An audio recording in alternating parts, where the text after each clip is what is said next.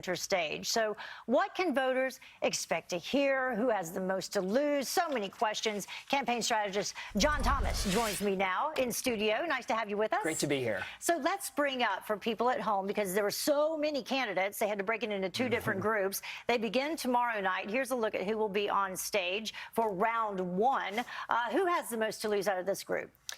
Well, I would say Warren has to stand out from the crowd because she's not with the big boys in the next night. So the question I'm watching for Warren is, can she set the tone and the narrative, not just to win the night, but to go the following news cycle into the big debate? Can she set the stage for what they talk about the next night? Right. What about Cory Booker? He's in that group as well. Look, all of those candidates under Warren need to have good nights because, look, they're not polling in any large way. They have to have breakout moments. But the problem is, Heather, in fields this large, even 10 candidates, it's hard to have that And that's not moment. even all the candidates. That's just the top candidates, because we had another person signing up just this past Sunday.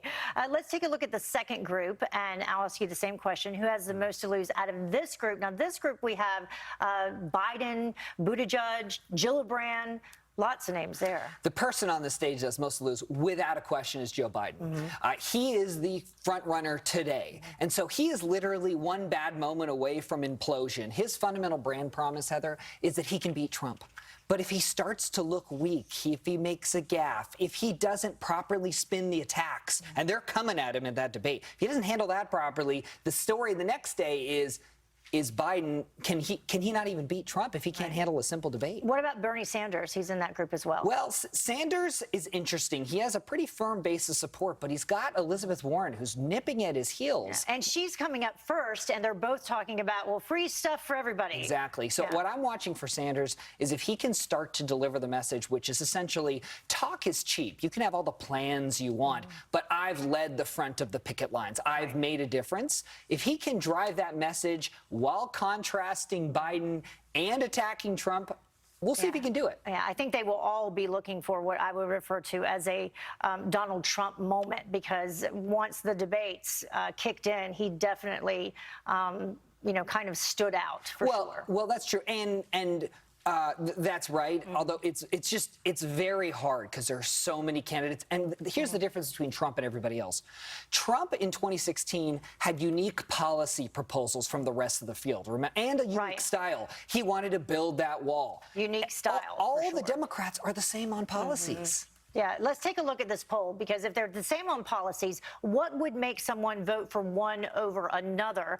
And you can see right here, 73% say has experience in elected office, but 40% say a woman.